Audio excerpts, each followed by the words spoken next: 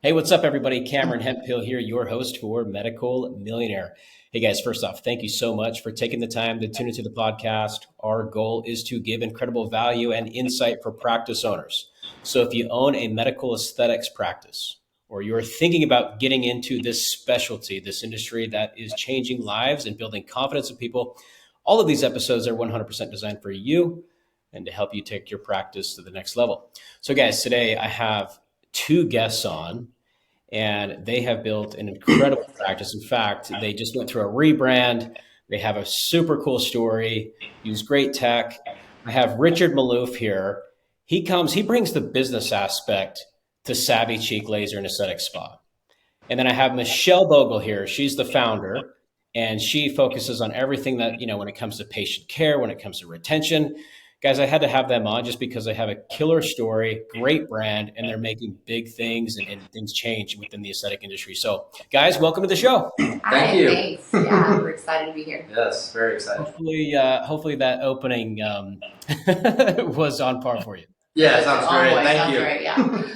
Absolutely. So, all right, guys, let's jump into it. I know that we were talking a little bit offline, but tell us about your journey. And Michelle, maybe it makes sense for you to go first. Tell us about your journey. Like, what got you into the world of aesthetics? I know you've been a nurse for many years, and what continues to drive you, and what really brings that why and that passion forward to giving an incredible patient experience? Definitely. So I've been a nurse since 2001. I've been in Houston for about 12 years, but I'm from East Texas, and I got into aesthetics in about 2007 personally, but I started going to a MedSpa in Dallas in 2005 for my own journey.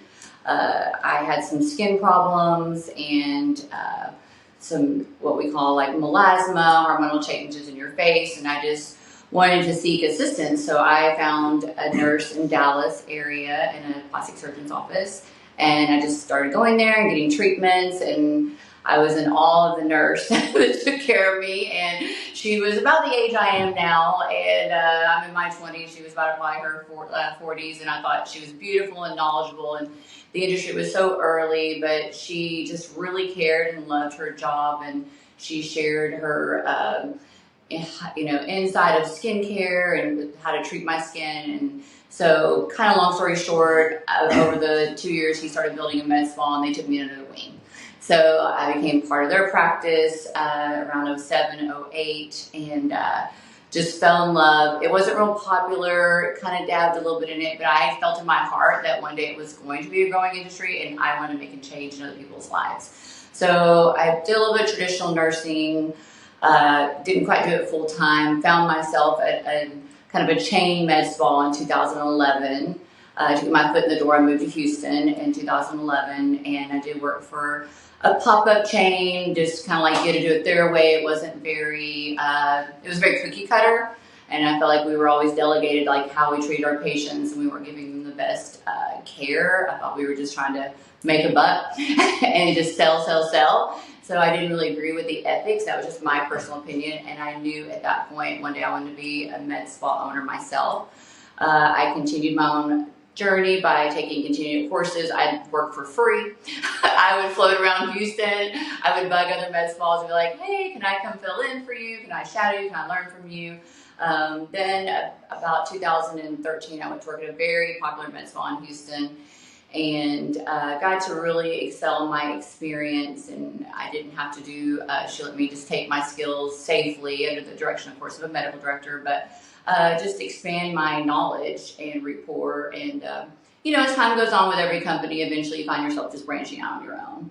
And so in 2016, I just did that. I got a medical director, a little boutique room, and started small with injectables, microneedling, a little bit of lasers. So that was, and I just knew I was just getting the messages and the reviews and the waking up to text messages and women and men being like, thank you for changing my life and listening to me. Just nailed it, So that's how I got started. And a little bit about how Richard came into the picture is my practice was probably open a couple of months, and social media is very powerful, right? So we had a lot of mutuals because he was in corporate America, but I did run across him on Facebook, and so I saw that he was a published author of a book called Detailed, which was talking about how men need to step it up and men need to take care of themselves. And I just found that I was like, oh, phenomenal, man, after like my own heart, like who, he's so right, you know. And he was ahead of his time because what year did you publish that book? In 2010. Yeah, 2010. So he was definitely, you know, now in 2024, it's more heard of, but 2010, he was so ahead of his time being on top of what men should do and how they can fit into this industry. So I reached out to him to collaborate at the time and, you know, welcome him over to the spa. And he let me do some filming of him, some treatments, practice on him, and give us some of that male exposure. So, I love it. Yeah. No, it's amazing. Yeah. So we were talking, and when she reached out, I was very excited because, you know, it was a journey that I've been on my whole life. It was kind of an evolution on how men should take care of themselves. And I kind of felt how it kind of got started without getting too off track. But, you know, when I was younger, I had bad skin, I had this, I had that, and I really, you know, wanted to try to do something about it. So I just got obsessed with trying to find the right products, use the right things. And, you know, I went a little above and beyond. And a lot of my friends would give me a hard time about, why do you take so long to get ready? What's going on? Like, what are you doing? And kind of make fun of me, but offline they would come to me like, hey, can you help me out? Yeah. And give me the best face soap, the best Like, what are you moisturizer. doing? Yeah. Like, what are you doing? And I started to realize men feel insecure about asking for help or wanting help when it comes to skincare. And I always tell people, yeah, they don't want to go to Nordstrom with the young, attractive female behind the counter and say, do you have anything for my wrinkles under my eyes? So they just, instead of doing that, they just shy away from it. And so I just kind of wanted to write this book to help men understand it's okay, we can do it. And still in 2024, we're having that conversation, but it's amazing how much more it's grown. And so, you know, we just shared that passion for each other, and aesthetics has always been my passion, and then she has such a passion for it on a different side. And so coming together just seemed like a perfect, you know, relationship for us. Yeah. Totally. Match made in heaven. I mean, Yep. I was looking at your guys' Instagram, Michelle's, before we hopped on here, just to kind of, you know, re-familiarize myself with the brand, the journey, just so we could, you know, I could educate myself more on the history. And there's a picture of you guys together. You probably know exactly what picture I'm talking about. I'm like, man, Richard's got it. I mean, this guy's hair is amazing. I wish I had. I'm jealous. Okay, like Well, I was hoping it would fit in the camera Yeah, today, I mean, so I wasn't sure how that's all his. I love it. And that's funny that you say that. With that being said, we are definitely trying to grow our male and female audience with hair restoration. I mean, that's a pretty big. So Yeah. definitely, It's amazing. You see, you know, and again, we'll get into this about new revenue streams and different things, but again, she's had a couple clients' husbands reach out and say, hey, I saw the photo of you guys, and what's he doing? And it has attracted a male clientele that before, and I gotta be honest with you, you come into a med spa and everybody's attractive, all the females are attractive, and you're a male, and it's very intimidating. So to just have a male presence and to know that, like, a safe place for a male to land and come to me and say, I would love to have hair restoration, I just am a little embarrassed to call here and ask for it or come in. And so it has really, you know, calmed down that male clientele where they're like, okay, I feel good. We even had one male client who basically said he's been dyeing his hair for so long, and then saw a photo of us, and he's like, if Richard can let it go gray, I think I'm going to go ahead and let it go gray.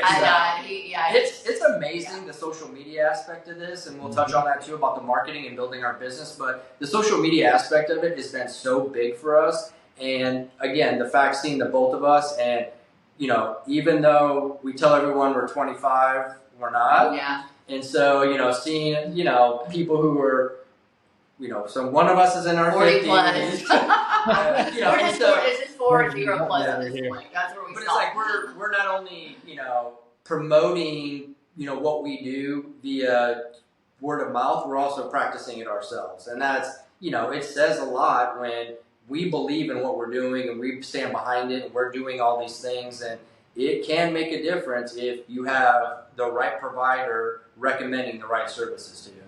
I agree. I mean, you know, it's interesting too, because I go to a lot of aesthetic conferences and you can see, I mean, we're aging every day, right? Like every day we age, which is like it's working against us.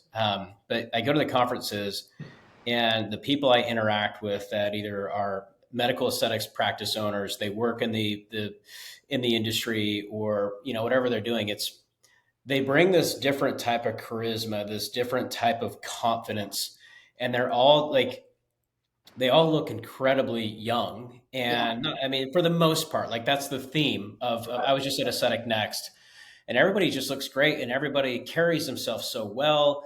And you know, they're focused on like, hey, like I know that there's material out there. I know that there is specific treatments that people can use to really build confidence, anti-age, and to you know continuously look good. And that like that's the ultimate objective, right? Is how do we help people build confidence? And when people truly feel that, and they can go to a provider, they can go to a practice and leave like feeling good and want to go back, right? Because retention is key. And I know that you guys are huge on that, building that journey. I mean, there's something that truly like magic happens there. And, you know, for the practice owners that really invest in being a user of their own product, you know, and also like not afraid to push the envelope a little bit.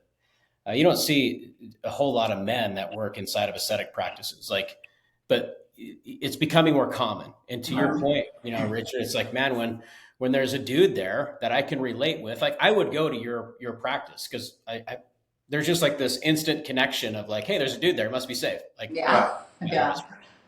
right. So that's interesting. And I think like if people embrace that more, because I mean, the demand is there and the demand's only going to grow. We all are just like social media is a big aspect of it, of the, you know, the visual component. But I love it, guys. And let's like, that kind of brings up the next topic, if that's okay. I want to talk about social media. You know, you mentioned like, hey, this has been a big, you know, big push for us. It's helped grow the practice. Obviously, organic social. Maybe you guys have done some paid stuff. Do you guys have a particular cadence on like how you post, how you interact, how you get your engagement up? Do you use any tech, any tools? Like, talk to us a little bit about that because I also agree. I think social media is such a powerful way to connect in this day and age, especially in aesthetics. Well, so I kind of started my business just word of mouth and Instagram. I've had my Instagram, I think, probably since '09, and then when I opened my own practice in 16, it was pretty much there in Facebook. I didn't do any paid marketing. It was word of mouth, and I kind of go back and forth because my page isn't laid out perfectly color coordinated. You go to some practices where everything is like a stock photo and the color is all beautiful, and that's great. I'm not against that. That works for them. I think what helps us, and I do get feedback, is it's very organic and real, and they can relate to. They're like, oh, Michelle has Pomeranians, and she's a normal average person. She travels, she has kids. Her and her, staff go out and go on trips and go out to eat, and they're at conferences. So I think what sets us aside, and what I always want to set aside, I don't want to be, there's nothing wrong with franchises or things like that, each to their own, is that we are individualized care. That I want us to be real, that you feel comfortable coming in here and it's not stuffy, it's a safe place, that you can ask us things that may not even be things that are something that brings us any sort of profit or service we do here. Like, I always share my journey of anything surgical or aesthetic I have done. I'm not a gatekeeper. So I think, like everybody's on, we're not going to say, but if they're taking a weight loss medicine, they must be working out or they had a trainer instead of saying, oh, I'm going to a local aesthetic and getting treatment. So some people don't want to talk. So I think what's helped us on our platform is it's very organic and real. And I don't know if those people want to see those things, but it seems to be working. So, I mean, they might be like, oh, Lord, not another picture of Michelle doing this and her staff doing this. But I feel like the retainment and the numbers show that it's working. Yeah, I've honestly, I know we're together, but I've never seen anybody work harder on social media than she does. I mean, it's, when we first were dating, I was like, okay, you're on your phone all the time. All the time. Now I realize why she's on her phone all the time. It's nonstop. I mean, this is not for anybody out there, this is not a 9-to-5 job. This is nonstop. She'll have clients text her 6 a.m. in the morning on a Sunday asking, hey, what do you think about this? What do you think about that? And the one thing that I love about her, and you know, I've been going to her as a client for a long time also, is that she's never going to overdo someone. You know, you have a lot of people come in, and you've seen it. They're like, I want lips that look like this, or I want all this filler. And she's like, no. Even though that means more revenue, it doesn't mean happiness in the long term. She doesn't want her work out on the street, because that's a representation. That's a model for her. And they're like, where did you get this done? And they're like, you know, Savvy Chic. And then they're like, okay, I'm not going there. Because she is very honest with the patient. It's just like, no, we're not going to do that. I'm not going to do it. If you want to go somewhere else and get that much in your lips, go ahead. I'm not doing it. And I think that resonates, and that's what helped us, you know, it's helped us build this clientele. And on the business side, you know, when I was in corporate America and commercial real estate, we did a huge deep dive into acquisition costs, and we were spending 5 times, 6 times, 7 times the money just to acquire a new client. And I think a lot of these practices get so focused on new business, when the acquisition cost is so much that if you focus on the clients you have and retain them, they're end up going to spend 5, 10 times more money with you, because they get to this level where they earn a trust, and then pretty much you know, she'll tell them, you need to have this done, you need to have that done. They don't even care about the cost anymore. They're just like, if Michelle says I need it, I must need it. And that is what I think the disconnect in a lot of med spas, they just don't understand. Acquisition versus who you have already coming through your door. Focus on them, because they're going to spend more money than that new person that's coming in off the street. Dude, I totally agree. There was 3 points that that was a lot to unpack. So thank you for that. And there was 3 points that I heard pretty clear right there, which number 1 was the social organic flow, right? Showing your level of expertise, showing who you are personally, how you interact with your team, how you interact with the home life, like having the dogs. Like, social media is a platform to collaborate with other people in a virtual way. And the way that people actually truly connect with you is, you know, like, shoot, and when we first try it, like, maybe that you're a little bit vulnerable or whatever, I don't want to be on camera, like, but at the same time, if it's just this static content that is just off of Adobe stock or off of what, it's not going to get people to interact. It's not interesting, right? Like, it's interesting that you're an expert, own a medical aesthetics practice, have an awesome guy next to you that has very cool hair, and tattoos. And cares about himself and has dogs, and goes out and has fun. Like, that is relatable. That is interesting, right? Like, showing a graphic about, you know, something. I mean, maybe there's times for that, maybe specials and updates and stuff like that. But that's a very powerful thing, and that's how you get good engagement. That's how you get people that want to interact. That's how you can also amplify, like, your word of mouth referral. They go pull up your Instagram, they see your work, they see your expertise, they see what you've done, they see who you are, and then when they come in, they kind of already know you in a way, right? So a lot of those barriers are already broken, right? Well, I think a lot of it too is, and Michelle's amazing at this, and I you know, in awe of her all the time, but this place creates a very safe landing spot for people, and no one's coming in this door because they're super confident. There's insecurities. We all have insecurities. We all wish this was a little bit different, that was a little bit different, and this is a place where people can come and not feel embarrassed to ask or say, hey, I'm feeling this way, can you help me?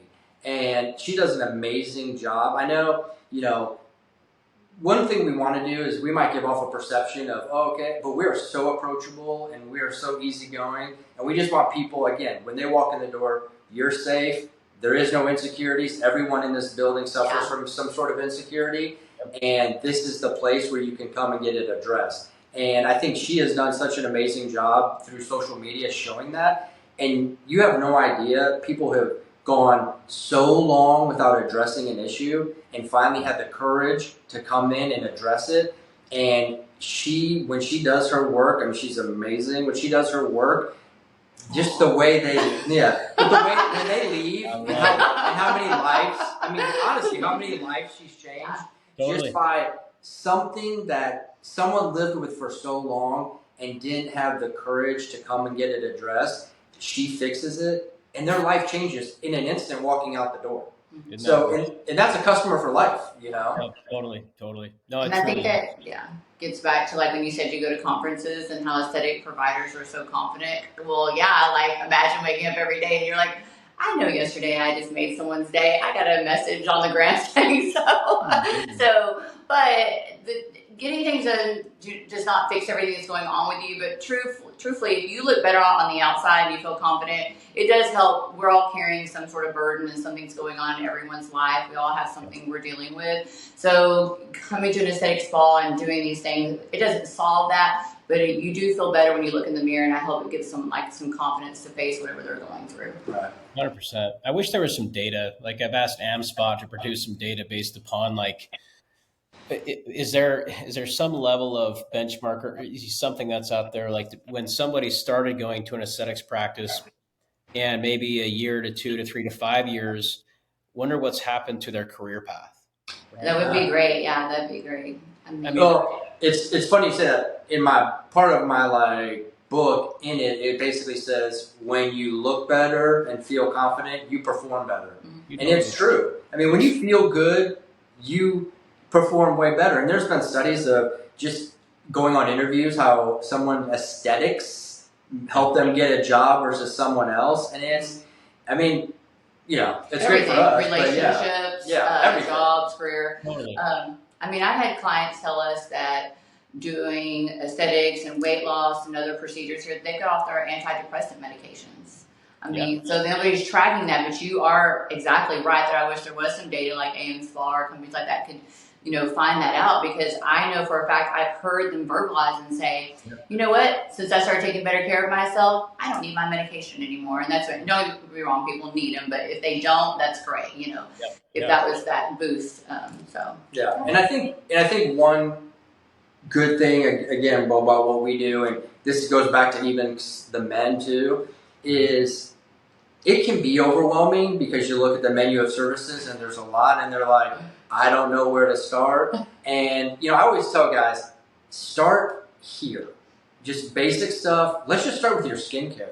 Stop using some over-the-counter stuff that you're getting at CVS and is making your skin dry and break out or just look terrible. Just start with these 2 products, and that's all you got to do. Just start there. And then they get started, and they're like, okay, well, what about this? And what about that? So the journey doesn't have to be overwhelming. You don't have to do everything all at once. And I think Michelle does a great job, and all the other practitioners do an amazing job of just kind of walking people through, like, we're just going to start here, and we're going to build on that, and then build on this. So let's address your biggest problem area, and then we'll start getting the other things addressed. Instead of throwing everything at them, you need this, you need that, and it's too much. And so we do, again, the practitioners, Michelle has coached them very well to just say, here's like a menu, per se, and here's kind of where we're going to start this journey, and here's ultimately where we want to end up, but let's just start here.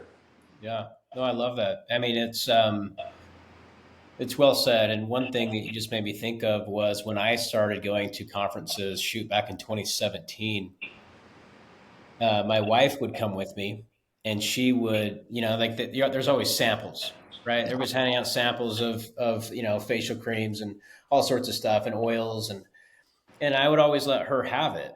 And then as you're 2, 3, 4, 5, I'm like, no, okay, we need to get double the amount because I need to get some samples. Like me. No, it is amazing. Like the early feedback I had on my book were a lot of women reaching out saying basically that my man will not go buy any products, but when I bring home a bunch of products, he won't stop using all my stuff. Yep. We're like, it's hilarious. So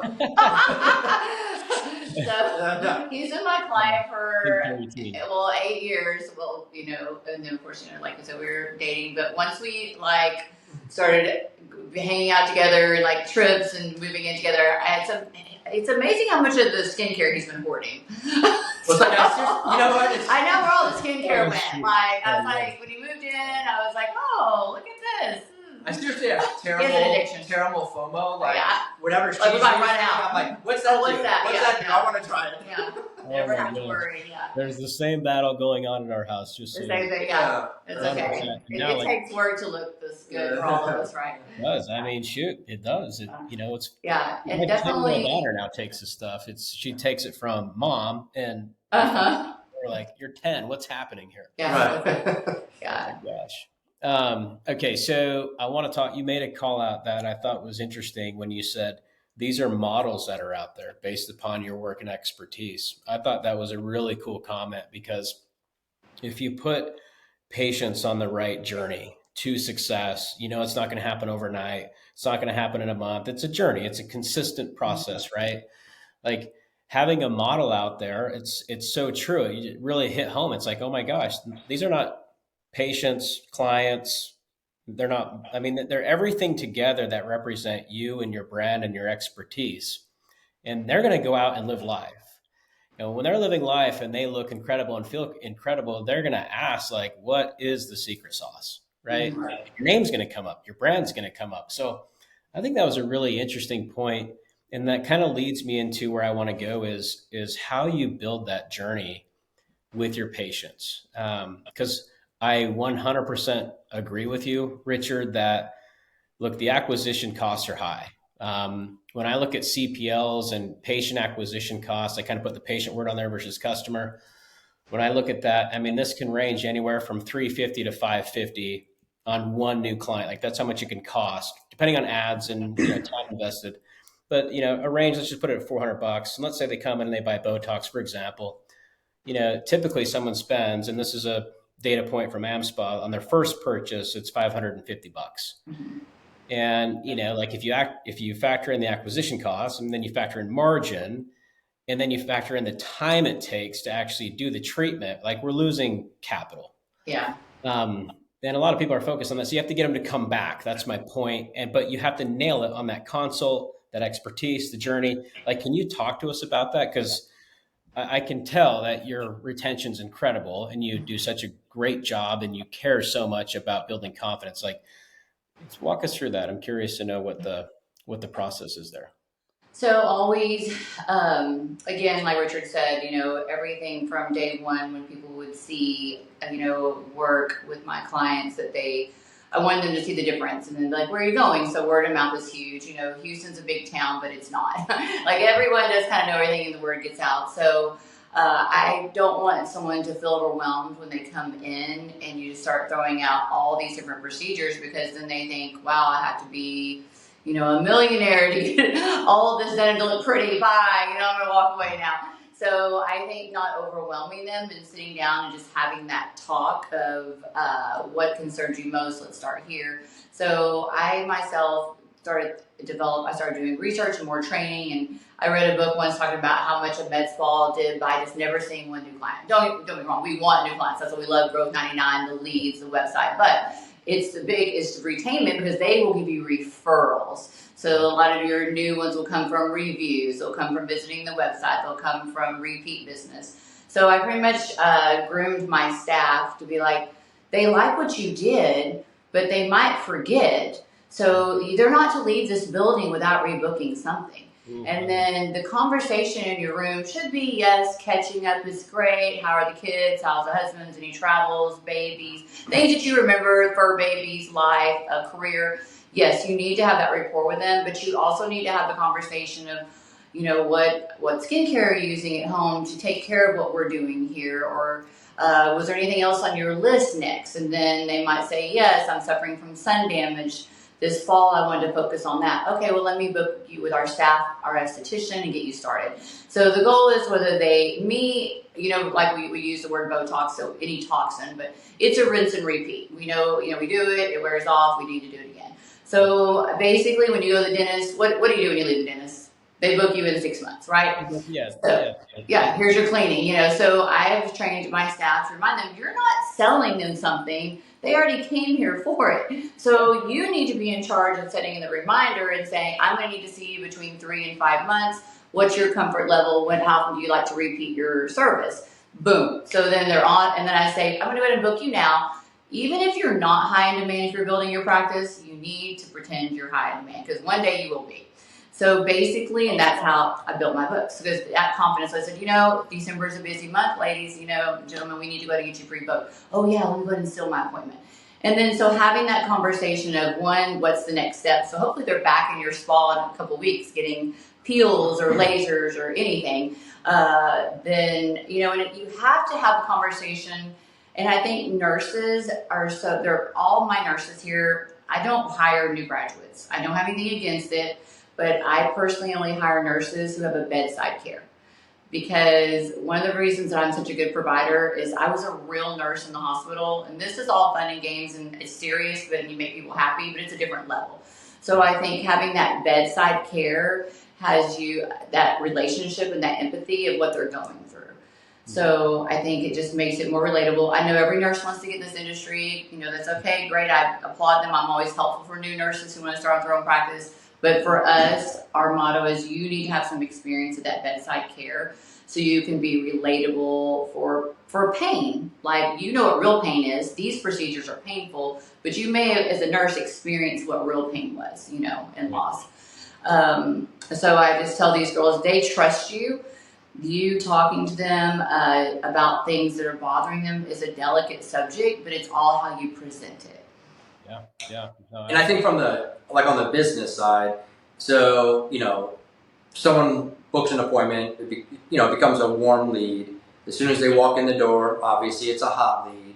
Yep. And even though we track sales, ultimately it's consulting, right? I mean, we're business consultants, medical consultants, if you will. So when someone comes in, not everybody has the same budget.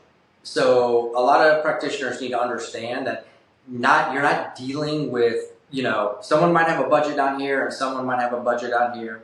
Obviously, we offer various ways to pay. That's part of it. But understanding what someone's budget is and then, not making them feel insecure that they might not have $500, maybe $300 for Botox. And this is part of their journey. They're just starting.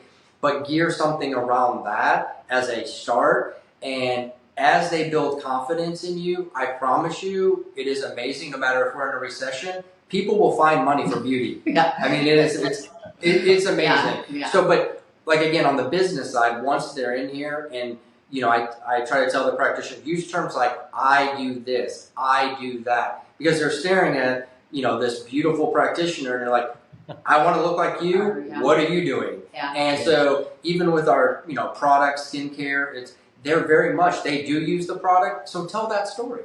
So, and it's part of the journey and it's part of just making someone feel like not insecure about, I don't have as much money as this other person, but I have some money. How can I start? And I think they do a very good job of that part of the consultation is understanding we can design something around any budget. You just have to be transparent and we'll figure it out. I love it. I think it's so important on how you run the consults. It truly is an art, and I there's not enough education on it. There is a conference that's being crafted right now. Terry Ross is spearheading it, her and her team. Oh, yeah. Yeah, her and I have become pretty close over the past few months. I mean, we've known each other for years, but we're talking pretty regularly. I'm going to go to her conference. It's in Fort Lauderdale, December 5th. It's called 4S. So for any of the listeners out there, it's 100% about business, how to run a consult, how to build a treatment plan, how to build a successful checkout process, how to run marketing that actually converts and know your numbers. It's really interesting. And I think that the industry is craving it. Definitely. Yeah. And I will say this to you, and you'll see, and I'll just give an example, a hair salon. You'll see an amazing hairstylist break out and open their own salon and they fail. Yep. Because you're really good at your trade doesn't mean you can run a business. And I think there is two parts of this whole entire journey. And as much as the injecting and all that part is amazing and that's important, there is a huge business side to this that without that, none of this matters because it's going to fail. I mean, it is a business and you have to be smart in how the infrastructure of that business on how you do things that you're making money, but also at the same time running it so it's sustainable. And I just think a lot of practice. You get great, and this person's like, I'm the most amazing injector in the world. I used to have Vistaprint before I had y'all.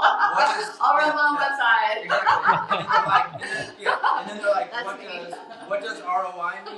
What? Okay. Yeah. It's like, I was like, people keep coming, that's all I know. But it's just not like that. It's just not real. Yeah. There's so much that goes into the back end of it that you just have to constantly stay on top of it. And we could lay someone out a perfect model on how to run a business, but unless you have the right people who are business savvy behind it and are also willing to put in the work, it's great. The hours, you can make whatever hours you want and do whatever, but if you're not working 24/7 and I wake up in the middle of the night, and I say, hey, what about this? Should we be doing this? Or we'll get up at 4:30 and she'll be on her phone posting something. If you want to be successful, it's nonstop. Yeah. And people who are just like, I'm off on Mondays, fantastic. That's not real life. That's just not real life. Our spas closed on Sunday, Monday. We must be doing nothing. Yeah. It's just not like that. I mean, we were on vacation and we're just still constantly doing stuff. It's nonstop. Yeah. Oh, as an entrepreneur, you're constantly working. I mean, you truly are, and you have to, like, one of my talks that I do when we go around to conferences is how to run your practice like a business. And a lot of it starts with like, hey, know your why, know your purpose, know your numbers, like, wake up with like, be intentional about your day, plan, like know what's going on, have goals, like know where you're heading, your numbers and all that stuff. But like, you're totally right. As an entrepreneur, like burnout's real. If you don't like what you're doing and have a passion and a drive behind it consistently, then you can easily get burned out. And to your point, like, hey, I'm a great provider. I can do this myself. They go out, very little business skills, but maybe they're a wonderful injector, right? Maybe they're great at their craft, like to your hairstyle point, or hairstylist point. So to that, like there's two aspects to it. 100% agree. You have to know your numbers. You have to know marketing, your patient acquisition costs. Like you have to know what a P&L is. You have to learn finance, Right. And I mean, the more I learn about the specialty, the more respect I have for practice owners and people that are involved in the practice on a day-to-day, because you have a tremendous amount of background experience on the clinical side. Like nothing I ever had to go to school for, ever. Yeah. Right? Ever had to like dive into books and learn and follow people and everything that I've had to consume over my path, which is all 100% business.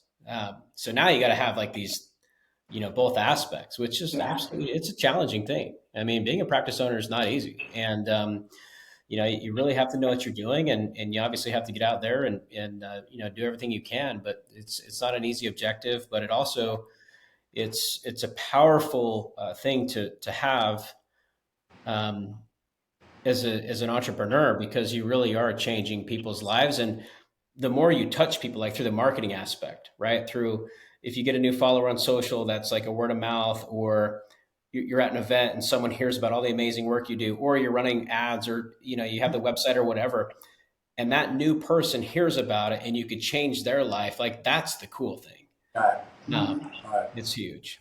And part of that too, and I know we were going to touch on this a little bit, and I'll kind of segue into that, but I think one part of this that I'm so proud to work here and where I love talking about it is back to what we were talking about, the nurses that we actually have working here.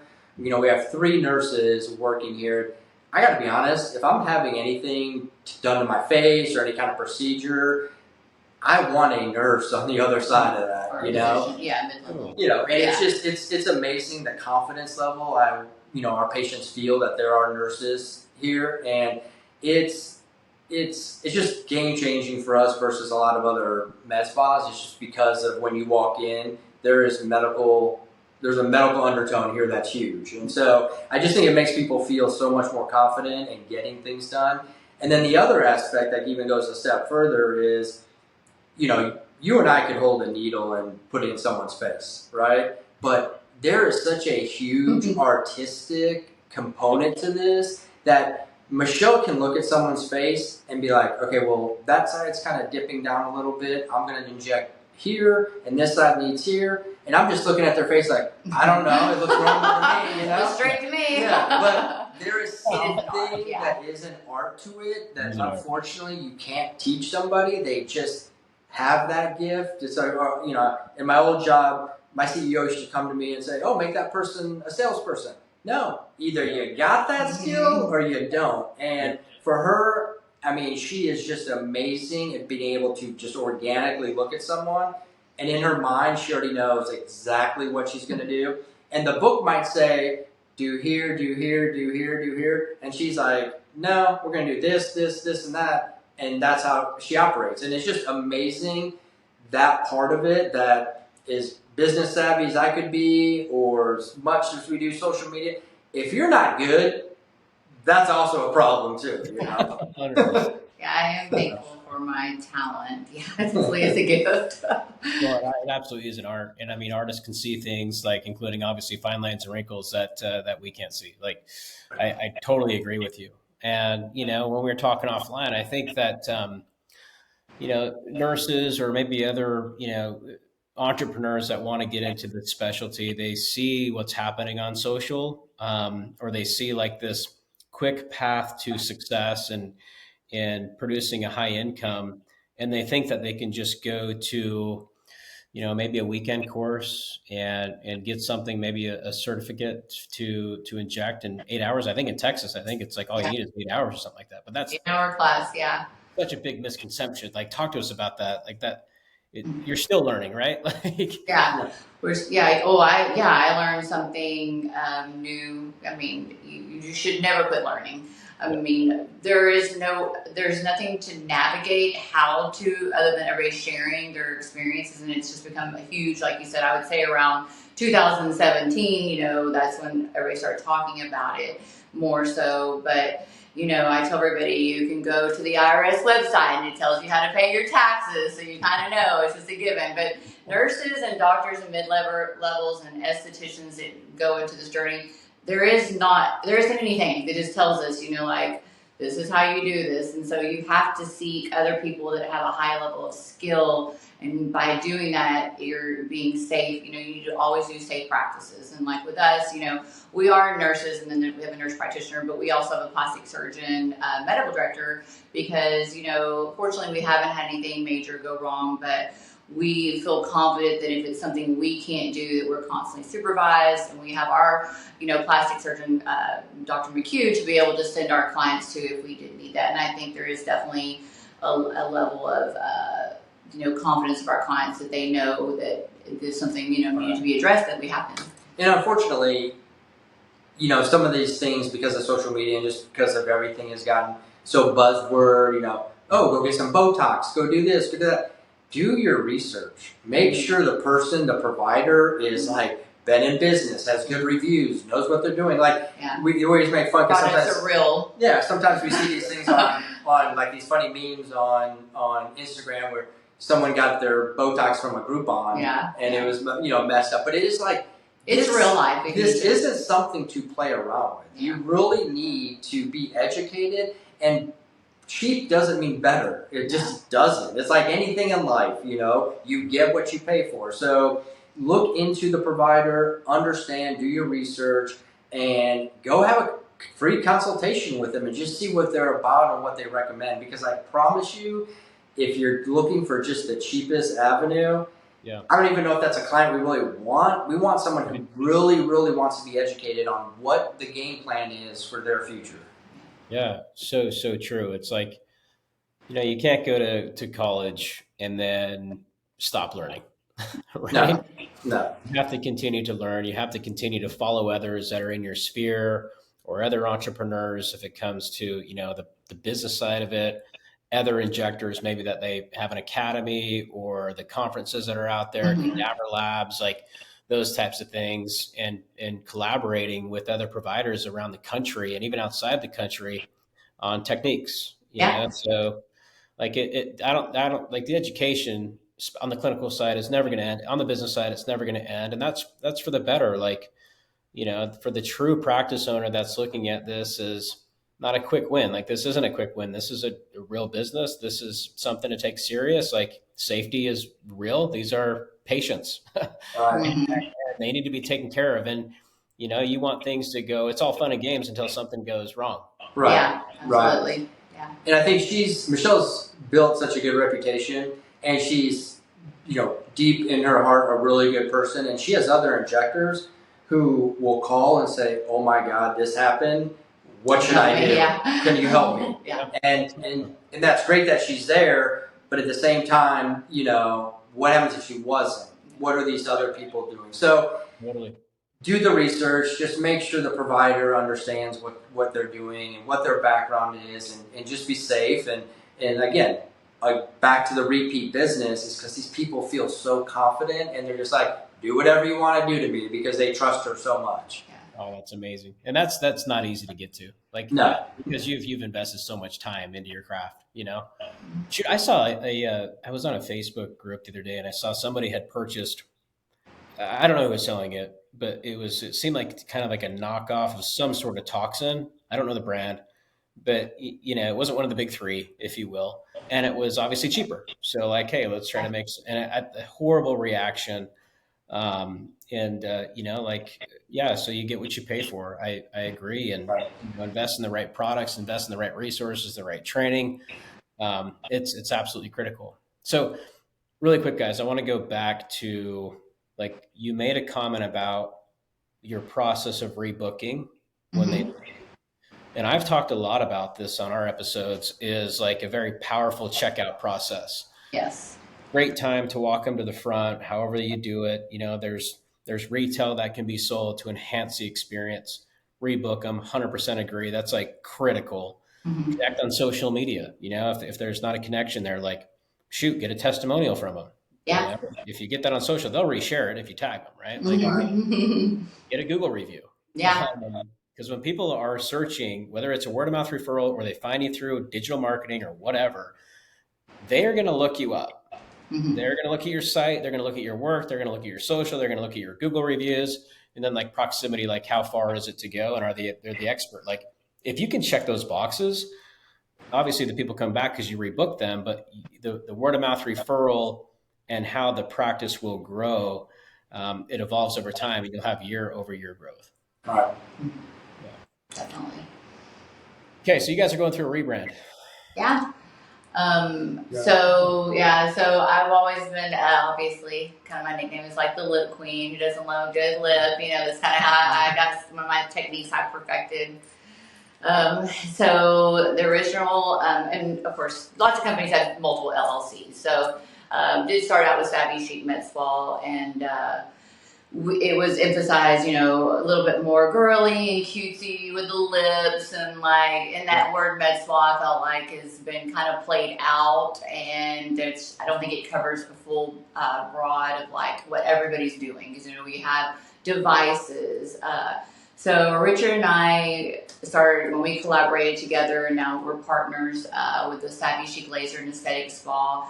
I had always wanted to, per se, grow up and maybe get away from everybody just thinks, oh, Michelle and her staff just does filler and talks, because the world is shifting, and we have learned with studies that there still, to me, is a place for derma fillers for sure, properly, but we did take a step back and learn that maybe they aren't as dissolvable. Maybe we shouldn't be doing them as frequently. We need to focus on remodeling the skin and better skincare devices, reach into that deeper level like hormones, because I started this industry when I was only early 30s, and then, here we are, as a patient. And then, guess what? Aging is also about, what's going on internally. So I felt like just being called Savvy Chic MedSpa did our company a disservice, and with wanting to educate our clients, because there's so many more things we do here. I was like, hey, babe, what can we do? What should we do so we can reach into the male clientele, get the teens in here taking care of their faces early, because we offer teen, treatments with parent permission and medical clearance. But teaching our children young how to take care of their skin to prevent later problems, sitting into the derm when they need to go to the doctor, because we definitely never hear, we always that's out of our, you need to go to the doctor. So our staff is very good about recognizing those things. So we also introduced then rebranding to add to emphasize the lasers and aesthetics in a whole, which is a large word. It means kind of like all things beauty, right? And so we are also adding hormone replacement therapy because we forget one of the key things to aging is what's also going on internally. So it is a way of life.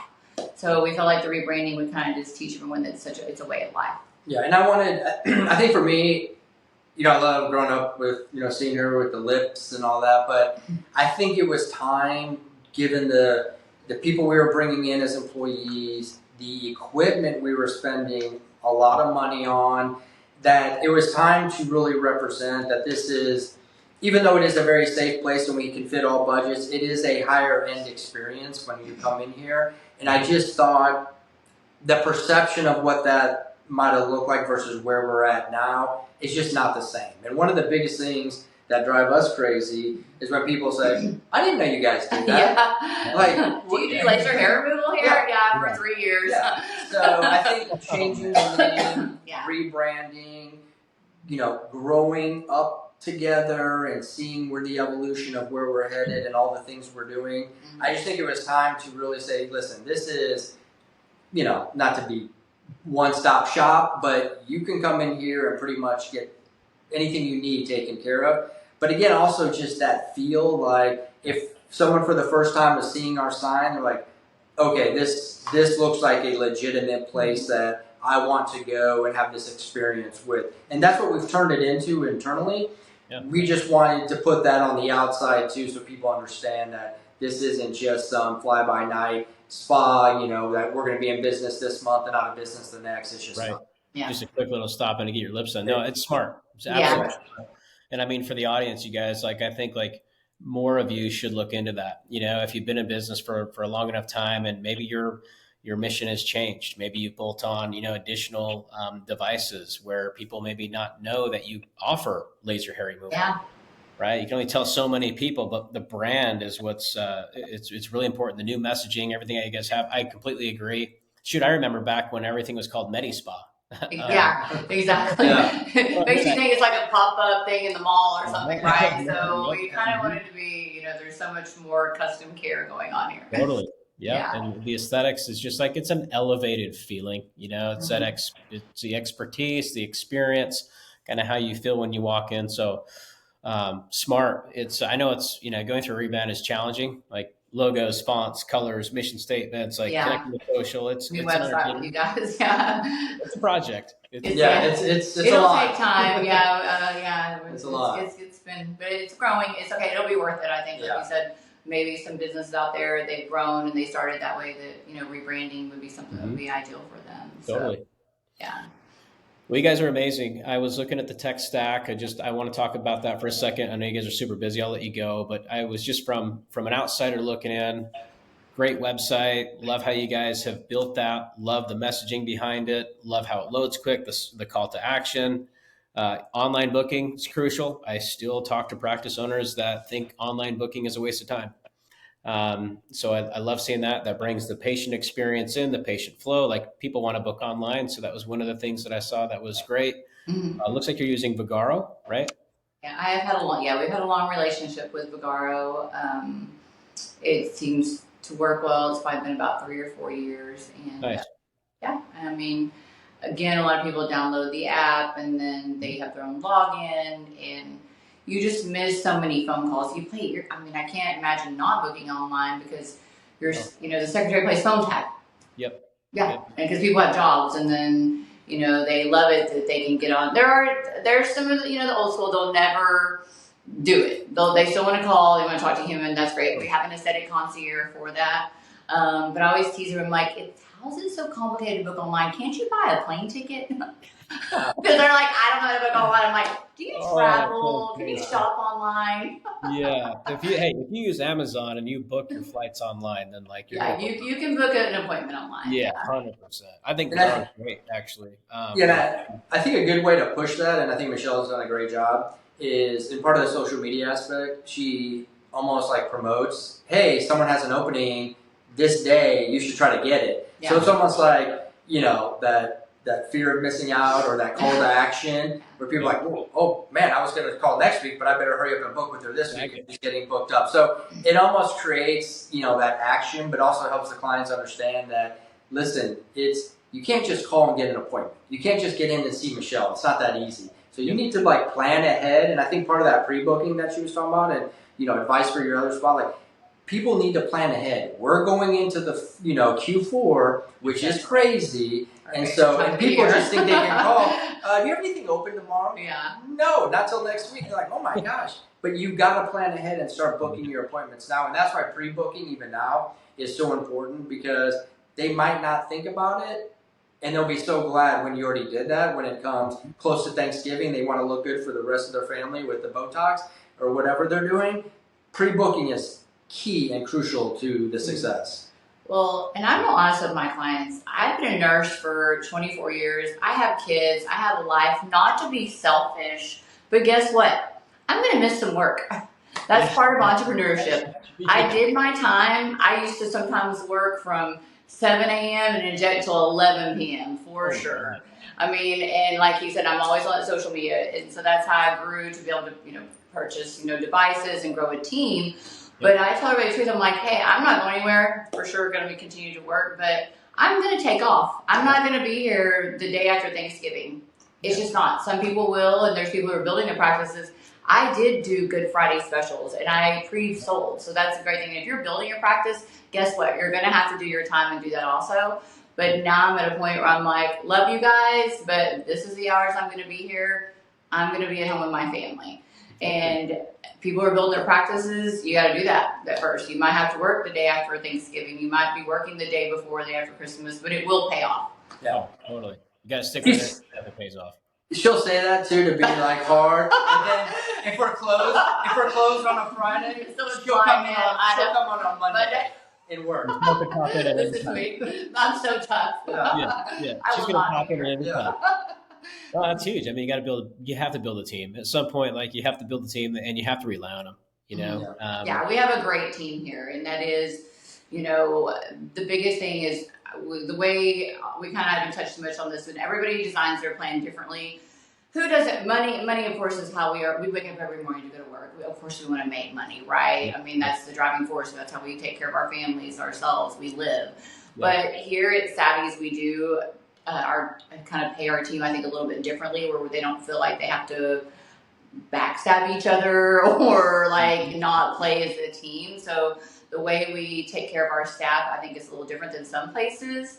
That we give them incentive to be a group instead of trying to steal leads from each other. And I think that's important. Plus, a lot of people kind of don't know the laws in Texas, but we do keep an attorney on retainment who specializes in med spas, and he produces a newsletter, and he works close with the board and the doctors and nurses. And so a lot of people get confused of how you could compensate your staff. And I think if you take good care of your staff and they're taking care of you and you have more of a team environment, you have a better client flow.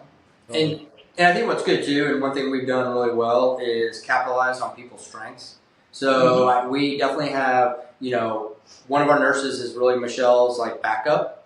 She does a lot of the stuff that Michelle does, and so they kind of play off each other. And then when somebody wants, microneedling or a facial, then it's nice because we have a great esthetician that they pass that service on to. So, and then now with our RT introduction, we have a nurse or NP that's just going to be focusing on that. Health and wellness. So now it doesn't become, it's more symbiotic relationship. It doesn't become, that's my client, don't touch them. It's hey, listen, I just did this. Now you need to go to someone else to get your facial and microneedling. Oh, then you need to go to this person to get your TRT. And now it's we work as a team instead of trying to fight each other for clients. But I mean, it's really evolved into this perfect scenario. And that would be my advice to other practices. Don't, where I came from before, they tried to always play the practitioners against each other, and they would reward you the more you booked, but you're not going to hurt. You're going to hurt your business by acting like that. Yeah, you're going to burn some friendships. There's some totally relationships. I totally agree. No, it's a team approach. It's pass the ball to whoever has the skills and expertise to actually move the journey to where the patient wants to go. And then naturally, we're all going to win. No, I totally agree. Well, you guys are amazing. You guys are obviously have an incredible business, super happy patients, great team, great business mindset. Obviously well crafted when it comes to the artistic component of aesthetics. So like, yeah, you guys have an amazing business. So, hats off to you. If anybody wants to reach out, where's the best place to find them if they want to connect with you, see your site, see your social, maybe connect with you? Where's the best place for them to go? Well, one thing we do love is, Growth 99 does come to our website, and we love that nice little lead thing we plugged in. What is that called, right? But so I love it. It's my favorite now because when we do miss a call or miss a message. So I would say visiting our website, www.Savvy Chic Laser and Aesthetic Spa. We have multiple Instagrams, but the main Instagram is Savvy Chic _Michelle, and then it kind of takes you to everyone. So. And of course, we have an amazing aesthetic concierge. She's really good at getting back to everybody by calling our main number. Yeah. And definitely feel free to reach out for anybody out there who's watching this and who has questions. I answer my Instagram, like you said, and for someone who's been doing this for over 15 years, I am so hands-on. I don't have one of those auto replies that says, do not DM me. I talk to, and good for those people. I respect them. I know a few of those amazing injectors in America, and it says no DMs anymore, because I'm sure they're overwhelmed, but I'm such a hands-on person.